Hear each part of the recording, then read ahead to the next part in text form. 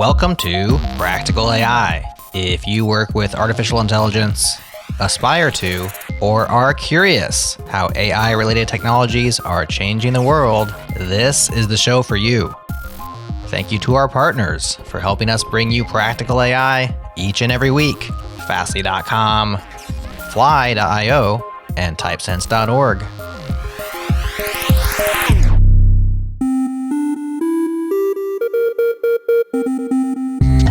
What's up, friends? AI continues to be integrated into every facet of our lives. And that remains true because you can now index your database with AI. You can write more code, become that 10Xer you always wanted to be. And you can even draft a letter for a lease on an apartment or a new property. AI is everywhere. And it might be time for us to start questioning, is AI our friend or our worst enemy? And that's the focus of the 3-part season opener of the award-winning podcast called Trace Route Podcast. You can listen and follow the new season of Trace Route starting November 2nd on Apple, Spotify, or wherever you get your podcasts. And this show is all about the humanity and the hardware that shapes our digital world. In every episode of Trace Route, a team of technologists seeks to untangle the complex question, who shapes the internet? Seasons 1 and 2 gave us a crucial understanding of the inner workings of technology while revealing the human element behind tech. And Season 3 tackles not just AI questions, but also how can we use technology to preserve the Earth? Who influences the technology that gets made? And what happened to the flying cars we were promised? I think it's safe to say that the future of AI is both exciting and terrifying. So it's interesting to hear the perspectives of experts in the field. Listen and follow this new season of Trace Route starting November 2nd on Apple, Spotify, or wherever you get your podcasts.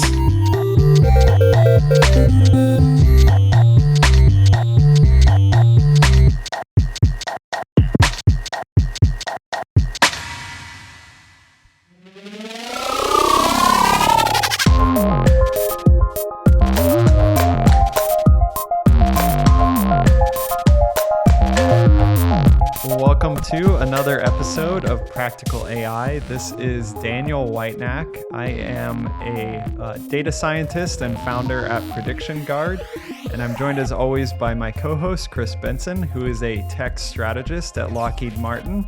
Today's a fully connected episode with just the two of us, where we're trying to keep you updated with everything that's happening in the AI community and maybe learn some things ourselves that help us level up our own understanding of these topics and yours as well.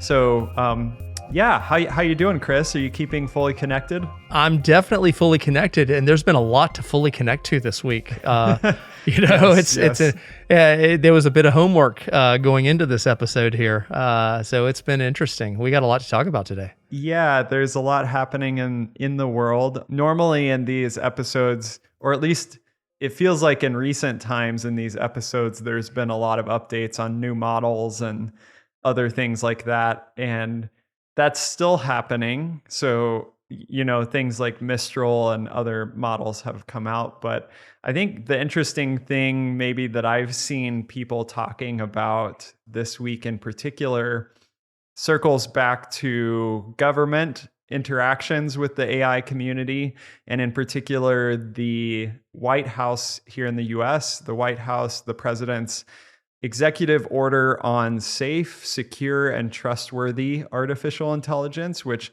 is kind of timed interestingly with other things as well. But yeah, I know that you're very in tune with the public sector, Chris. Are you seeing a lot of discussion of this in your circles? Yeah, we are. I would say that we're actually, as we parse through it, and we'll talk about the different sections and stuff, I would say a lot of the stuff that would affect my day job in the defense and intelligence world, we're already kind of doing. Doing, we're already doing a lot of that stuff. And so there's a lot of specifics in this executive order, but it's not starting a new process for us in that world. Yeah. It's something we've been working on for years. So it's interesting. I was pleasantly surprised with this executive order because, we've talked many times on this podcast about the fact that how long it's taken for governments to start getting a bead on these AI issues and what does regulation mean and who's going to participate and, how you're going to do it and all this kind of stuff. We've been saying that for years. And finally, on Monday of this week as we're recording, Monday, October 30th, 2023, we got this executive order issued. And then I believe we got the Bletchley Declaration issued as well later in the week. You want to talk about that a little bit? Yeah, sure. It might be useful. I know we have a wide range of listeners, and if I'm being honest, even, myself, we had a friend that just became a U.S. citizen the other week, and congratulations. Yeah, talking through things with him is like, of course, it's fresh in his mind, but all of these ways about how our government works and the various ways in which things can be legally enacted can be quite confusing. So maybe before we jump into things, let's maybe just touch on an executive order. What might that imply and how it may be different than certain things that have preceded it? Because there's been statements on AI and government thinking about AI in the past here in the US, but from your perspective, what makes an executive order maybe different than some of the things that we've seen in the past? Sure. So noting that I am most certainly not a constitutional attorney or any such thing, just a dude who likes AI. I would still vote for you, Chris. Oh, that's really nice of you. But an executive order, in short, and I'm sure if we have listeners that say I'm slightly off, they can correct us on this.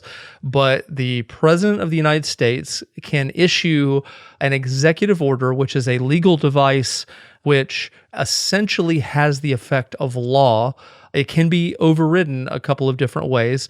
The U.S. Congress can override it by passing an actual law. So if an executive order is in conflict with a law that is passed in Congress, that law in Congress will trump that.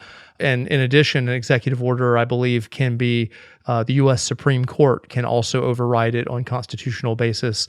But unless one of those two things happen, my understanding is executive orders otherwise have the effect, for all practical purposes, of law in the United States of America.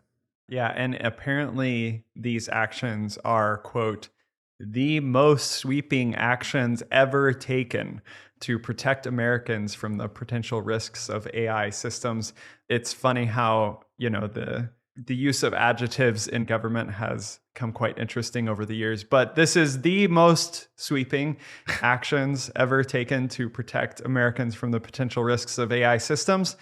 There are some interesting ones, and I think what might be interesting about at least a couple of these is the way that they might influence the AI industry in the US in particular, but also some ways that government agencies and other entities might become involved in the AI world. So I guess before we jump into the specifics, you also mentioned the Bletchley decision. What's that for our listeners? How might that relate to things going on? Sure. So there was a summit. It was called the AI Safety Summit that took place on November 1st and 2nd of 2023, which was just a couple of days ago this week. They issued what they call a policy paper, which was the Bletchley declarations by countries attending the AI Safety Summit on that date. And it's fairly short. It's a few paragraphs long. And my understanding, not being a legal mind, is that it would not be binding in any way legally. But there's a number of countries listed. There's a couple of dozen that attended, including the United States, United Kingdom, and a lot of other countries around the world that basically said, we're acknowledging, the short of it is we're acknowledging AI safety is important to us all. It's by definition an international concern, and that the way to deal with these concerns going forward is for us to all work together and, share information and such as that without reading the whole thing to the audience on the show, which I don't think we have time for. Yeah. We will link these things in the show notes. Absolutely. It's a good thing. I agree with everything they said. And it's a good kind of a kumbaya of saying we need to work together, but it's otherwise, it's just saying, hey, let's go do these things. That's very important because it is indeed an international concern. I'm definitely applauding that. I've been more focused a little bit on the executive order simply because it's binding, having the effect of law, and we'll talk about the details, but it gets quite specific in the executive order itself. There's a fact sheet that kind of gives you a high level, and it doesn't give a lot of the detail. And I read the fact sheet first, and I was like, okay, that's all great, fluffy stuff. But when I read the executive order afterwards, it gets down to who's responsible for what, how long they have to do it, and what they have to do it. And there's a bunch of specific results expected or standards applied that clearly were people from the AI community that were very, very knowledgeable. So it wasn't a political only group of people that did this. They obviously had expertise available to them. So I ended up being more impressed than I expected with what they came up with. I haven't done all of the research, and I don't know if it's even published anywhere about who was involved in the process of developing this, but we can go through some of the high level things, and there's a few really helpful. So there's the fact sheet that you mentioned. There's also some good articles that I've been looking at over the past days that give some summary information that might be relevant for people as well. Like the MIT Tech Review has an article and some other ones. If we don't dive into the specific wording quite yet, and I just look at kind of the high level, what people are saying about it, what's standing out to them about it. One thing that I see really driven home is the real focus on safety, and in particular safety and security, and the real focus on kind of like labeling and watermarking the output of AI systems, which I think, if I'm understanding right, is framed within the executive order as a safety thing in terms of protecting our citizens from potentially fraudulent or harmful material that might come out of AI models, as well as giving, whether it's entities related to defense or education or whatever, the ability to identify and discriminate between AI generated assets or content or text and non-AI generated, or I guess human generated. We're talking about a specific point here in it, but it takes both sides of that. It both issues the directive that in essence, you must identify AI generated content so that you can't have deceptive representation there. But it also issues the appropriate government agencies to come up with mechanisms by which they may detect people who are not subscribing to that directive, or foreign. Obviously, there are all the other countries in the world, and they are not held by our executive order. So the means to detect all that. But I also would say that that's not a new idea to the DoD and intelligence community.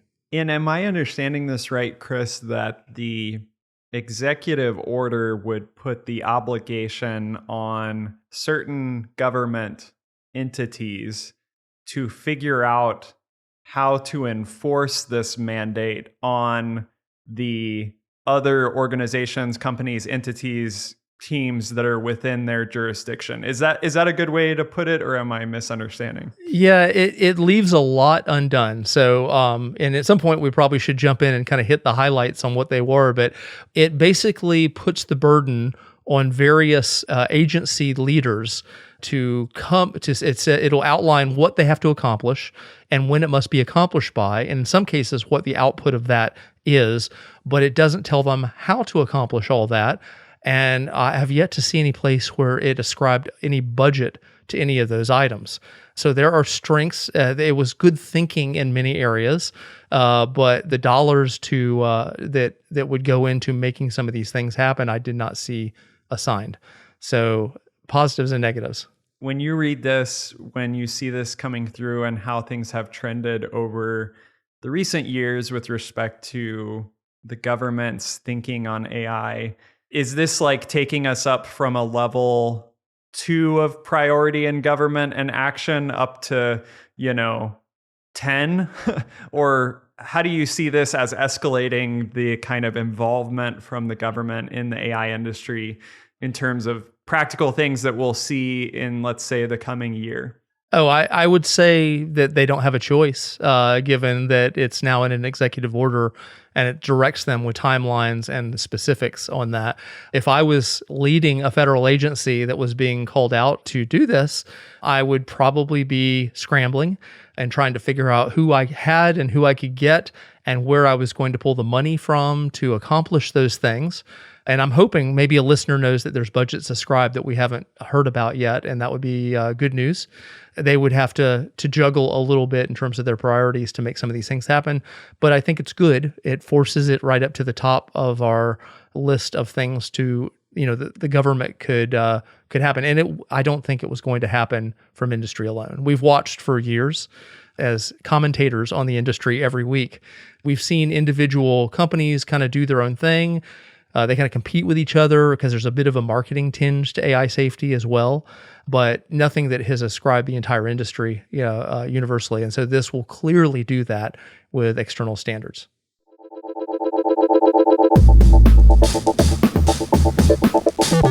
This is a changelog news break. Hugging Face released a distilled variant of Whisper for speech recognition. It's English only and optimized to the hilt, which resulted in running 6 times faster while being 49% smaller and performing within 1% word error rate from the original model. It's designed to be a drop-in replacement, and the Hugging Face team cites 5 reasons why you might use it: faster inference, robustness to noise, robustness to hallucinations, designed for speculative decoding, and permissively MIT licensed. This looks great, but I'm still waiting on speaker diarization.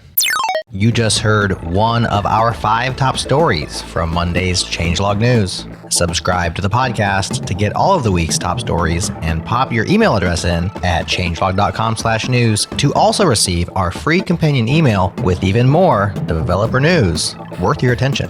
Once again, that's changelog.com/news.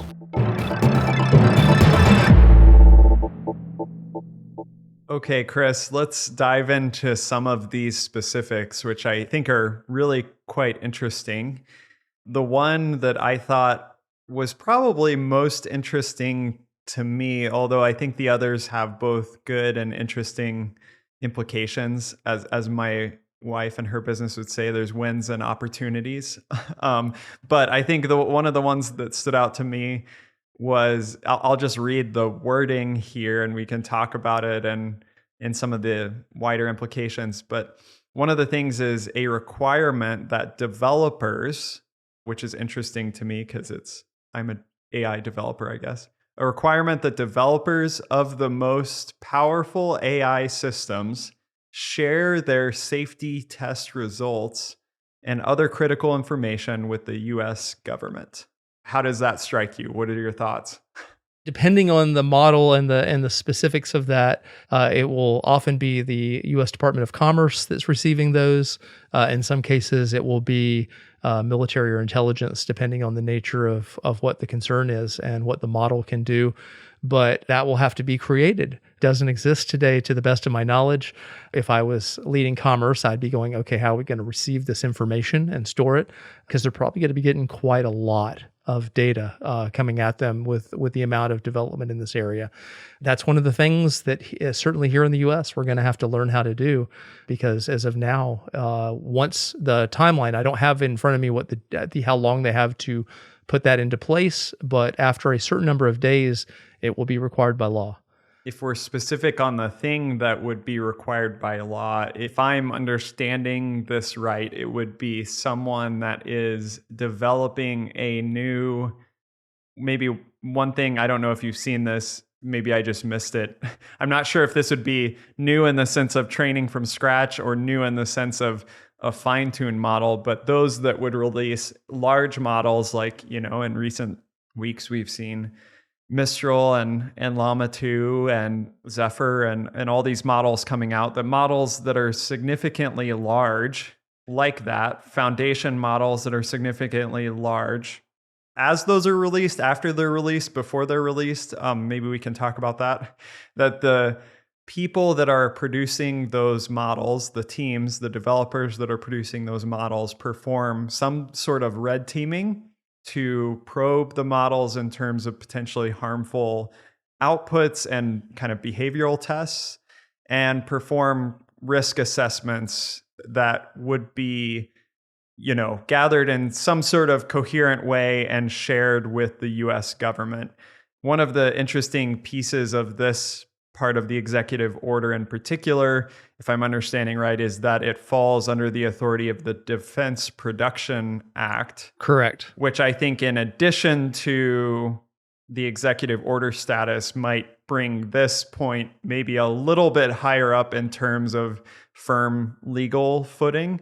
Again, not an expert in that thing, but that's my understanding from what I've read. Yeah, and as a non-expert, but the Defense Production Act, in case listeners may recognize that because they've been hearing about it a lot over the last year, because it's been a point of, in the Russian invasion of Ukraine, it has been repeatedly cited as a mechanism that the U.S. government can use to increase production to support that effort, our allies, the Ukrainians. And so you may have heard that before. And from that, I know as a non-attorney, non-legal mind, that it gives the U.S. government broad powers on requiring commercial companies in the United States or that we do business with to meet a certain set of criterias, and there are things that they can be told you must go do this on because it's in the interest of our national security. And so it's a fairly sweeping thing, is my understanding. Since it has been referenced here, I agree with you. You not only have executive order, but you also have reference to a fairly strong point of law from Congress. One of the interesting takes that I saw on this is just a blog post that I'll link in the show notes. But the comment in the blog post was that this might be one of the things that would kind of lead to a firming up of the players within the AI market as we see it, because not only is now there a computational data infrastructure burden on those who want to produce these large models, but now there's more of a regulatory burden that would actually be an additional kind of step here in terms of being a player in the foundation model space. Now, there's irony to that, by the way, and that they explicitly note they're trying to address equity in the executive order, but by adding the regulatory burden, that will be exclusionary. Correct. Yeah, you don't get anything for free. That's for sure. So this will be interesting. It's hard for me to think that the progress will slow very quickly around releases of these models. What is very interesting to me is how they will end up deciding, like if I pull down Llama 2 and use a small data set that I have access to fine tune it, and then I release that as another foundation model that people can use. Well, at what point, so I am modifying the weights, right? At what point between there and training from scratch, which, even large models, I don't think often are, they might start from a starting point with their weights in certain cases. But yeah, at what point in there are you really a developer of a significantly large model? Because both of these models are large. When is it adaptation? When is it fine tuning? When is it training or releasing, building, as the executive order says? So yeah, that's all kind of mushy in my mind, I think. Yeah, they do attempt to kind of address that. One of the, there's a section 4.2, ensuring safe and reliable AI, and they talk about a time frame, and this is one of those that calls out the Defense Production Act specifically. And within 90 days, there's a set of things that are being required, which is a very short timeline, when you think about it. Part of that is they have a set of criteria, which is certainly not comprehensive. As to your point just a moment ago, it's better than I expected, but it's not entirely sufficient. There's a lot of nuanced questions, as you just raised. I noticed that one of those, they talk about the quantity of computing power used for training, and they have picked, interestingly, 10 to the 26 integer or floating point operations for kind of as a general point of computation. It's like a threshold, and if you're above that, you're kind of in that large range that they are particularly focusing on. They have reduced that down to 10 to the 23rd integer or floating point operations for models that are based primarily for biological sequencing and things like that. They have some other aspects in, but they have an interesting threshold that they call out in the executive order. So you know exactly what's going to happen here, Chris, is that whatever that number ends up being. So it's just like so the town where my dad grew up in Kentucky is actually still is, I believe, a dry county, meaning in the US, this is where you can't actually purchase packaged liquor in a liquor store.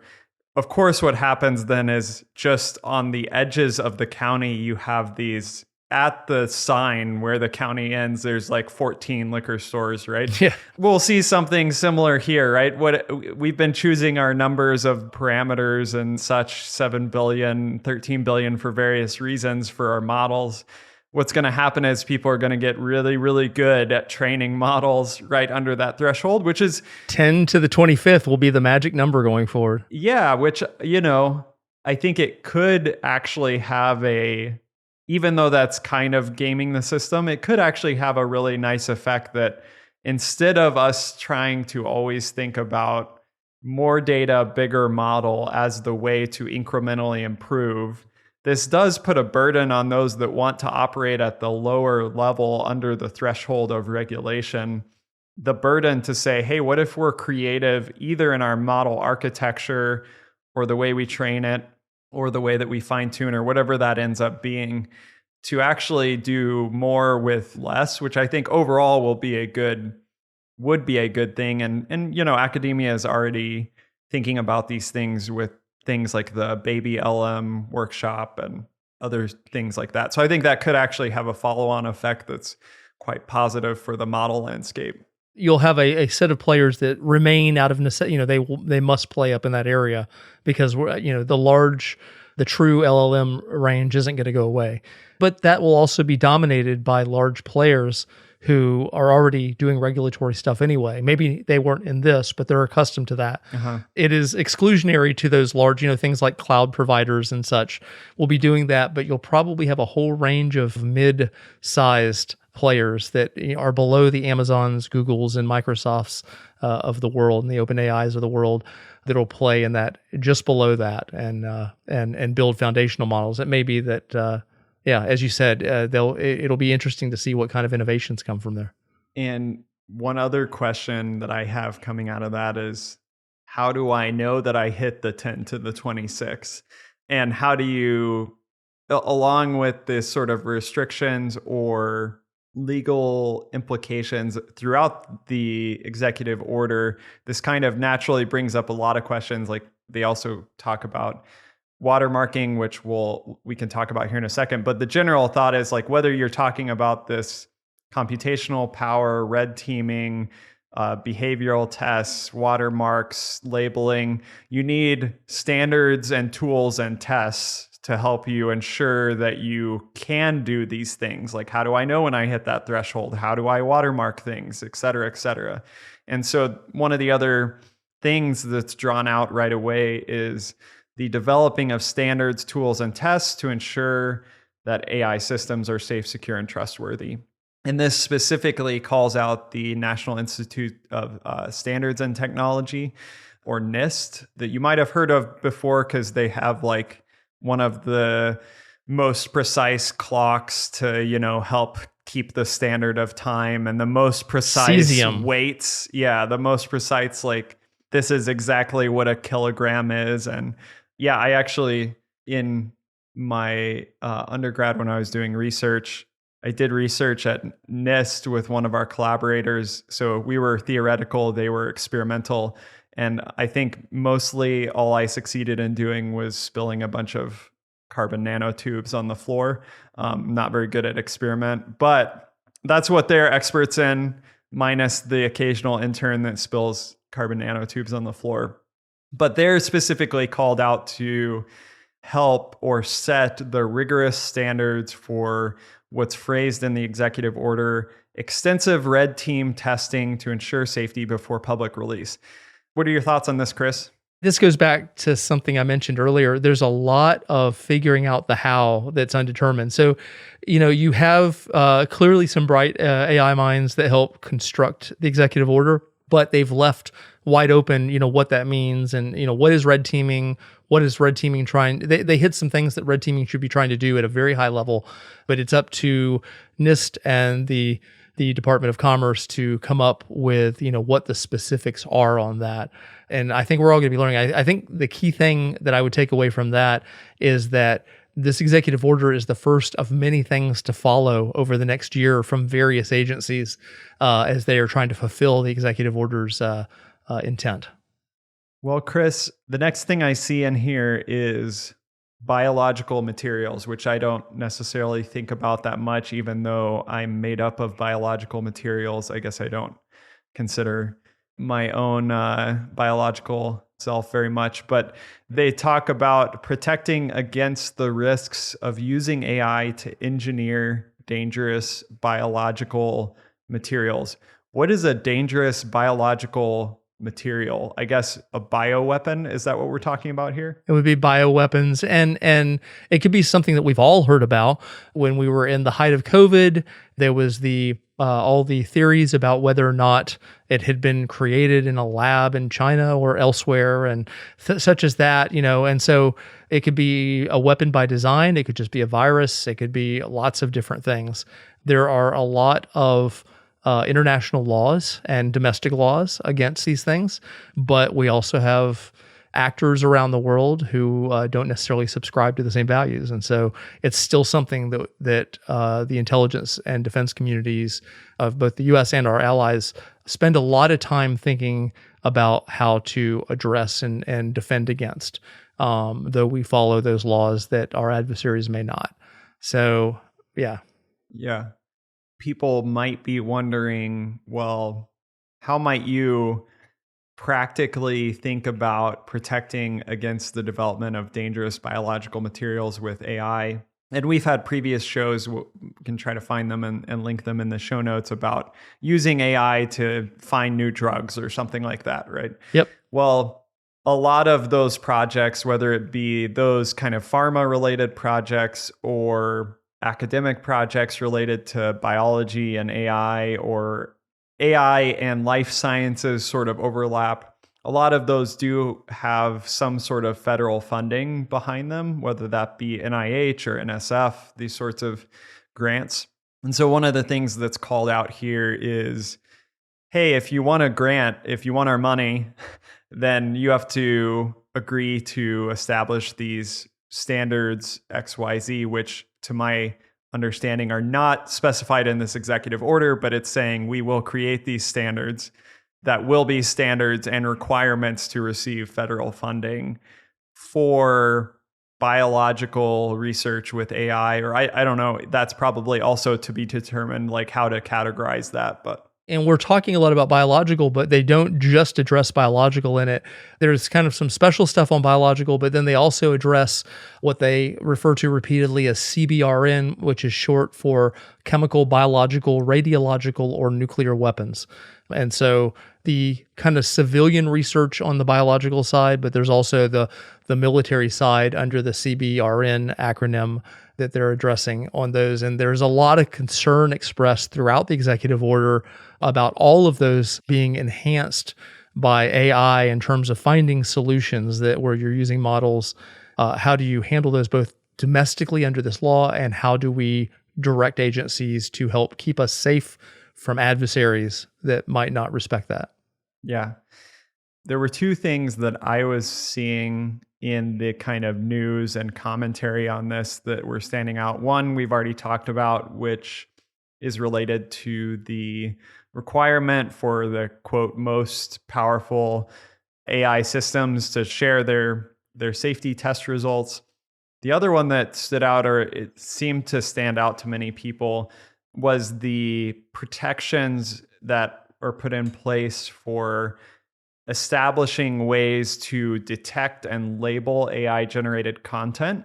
So this would be images that are generated from, text to image or text to video systems, or audio that's maybe synthesized, which is continually getting better, or voice clones, that sort of thing. Or also text. Text would fall into this category too, around misinformation and that sort of thing that you might want to filter out.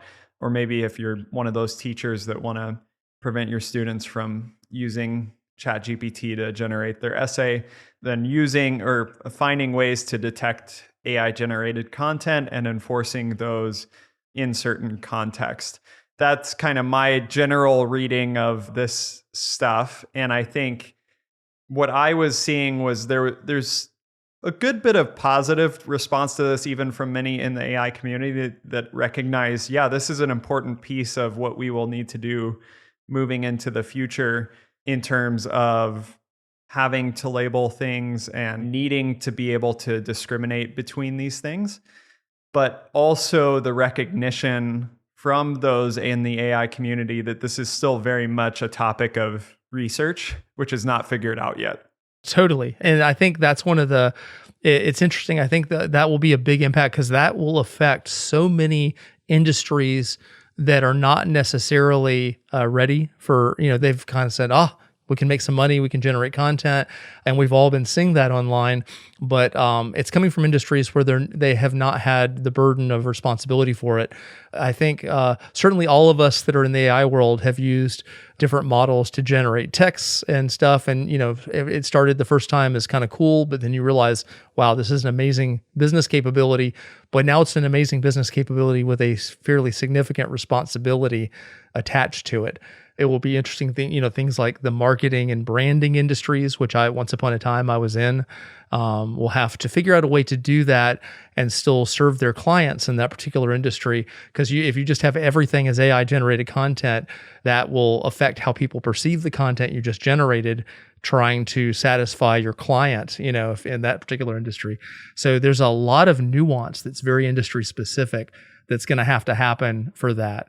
Yeah, and I hope that many out there recognize that we need to figure out ways to label this generated content and track it, even if it's only for practical purposes of like, hey, more and more of this content's going to get out there. And I don't want to necessarily always be training my next AI system on AI generated content. Maybe I want human content, but there's a recognition that it is an active area of research, and there's also a gray area here, right? So if I have ChatGPT write me a cool blog post, and then I take that out and I modify a few things, and then I put the paragraph back in and have it rephrased, and then I take it out and then I edit some more things. This is often a very dynamic process. And I think for safety and security and trustworthy AI systems, we would want that kind of back and forth with a human. But it's not always the scenario where it's simply human generated content or it's simply AI generated content.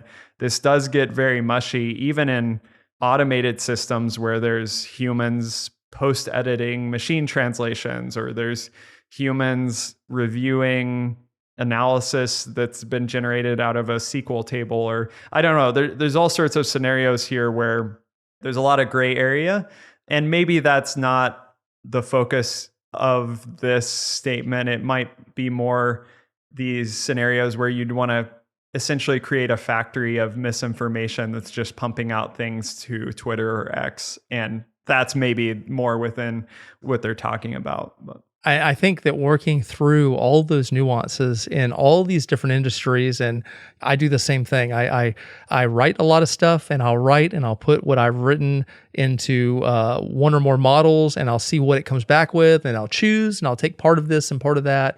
I think a lot of people are doing that. I think that this is going to have to, a lot of this will be settled through litigation. So I think the executive order has given a tremendous boost to the AI litigation industry that has been flowering over the last few years. I think we'll see far more of these nuanced cases, these gray areas decided in court in the next few years. I have mixed feelings about the fact that it is beyond ability to handle all these cases given the short timelines. I'm glad to see short timelines instead of many years to get there, especially if they're unfunded. It will be interesting to see kind of what they come up with. If you're a department head and you have 90 days to come up with a solution that the executive order requires of you, you probably will not have solutions for all of these things. So we have some interesting times ahead of us, certainly. Yeah, and I hope that there's involvement from leaders in the space, large and small. So smaller companies that are really innovating in some of these things, and larger kind of staples of the industry like Hugging Face and others that would pour into those things. But all of that will require some sort of, minimal exchange of money, even if it's just to buy people's time to spend on this, because there's so many things to work on. It'll be really interesting now that the burden has been placed on American agencies and by extension, the American people in their industries to comply with all these things. It'll be interesting to see, we talked at the beginning about the Bletchley Declaration and that intent. And all of these other countries will presumably come out with their own versions of this. And some will be very similar. Some may branch out in different ways based on the values and laws of their own countries.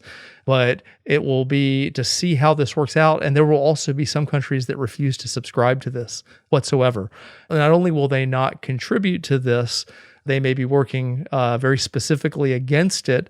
And we'll have to, in turn, have very good capabilities for detecting when any of these cases that are within this purview of AI safety and security are being violated by others to an effect that is not good for us. It's late 2023. I suspect through the end of the decade will just be absolutely fascinating on how we start sorting through these issues. Yeah, and to maybe end on a slightly positive note, for those of us that are working in day-to-day in this industry, we are the developers of some of these AI systems. We could look at this and say, oh, there's all these like various intricacies and such that need to be worked out. But I do think that there's encouragement here in the sense that, hey, some kind of general guidance, firming up of standards, help in kind of understanding how we might behaviorally test or red team or assess the risk associated with our models. I think that's a really encouraging thing in many respects, especially for, I think, the vast number of AI developers out there that do actually want their systems to be safe, secure, and trustworthy. Yes, there's a likely minority of developers out there that are trying to be nefarious and malicious even in what they're doing with AI, as there always be with any sort of technology. But I think most of us want to build safe and secure and trustworthy AI systems. And even if you're doing really good in one of those categories, like you've got your red teaming down, right? There may be other things that come out through these processes with NIST or the watermarking tooling or other things that it's hard to be an expert in all those things. So hopefully as more of this rolls into action, there is money put behind some of it to not only put guardrails around what we can and can't do, which might be how some people might take this, but actually to give us tools that will enable us to do more because we know that we're following good practices and best practices and we're being safe and secure. And of course, yeah, there'll always be a need for research beyond that. But yeah, I think it's encouraging in that sense. I totally second everything that you just said. This is an opportunity. There are huge business opportunities in helping people get through regulatory, and we see that in other industries. So this has come about. We're hitting regulation in AI for real.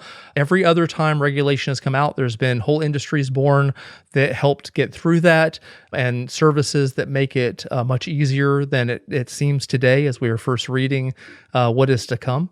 So I also would encourage everyone to try to embrace it. We do need it for safety. The dangers are real, and let's do it for ourselves, our children, and our larger community. So absolutely, let's go make this thing a good thing. Yeah. All right, Chris, that's a great way to end, and look forward to talking to you more in the future weeks about increasingly safe, secure, and trustworthy AI. Absolutely.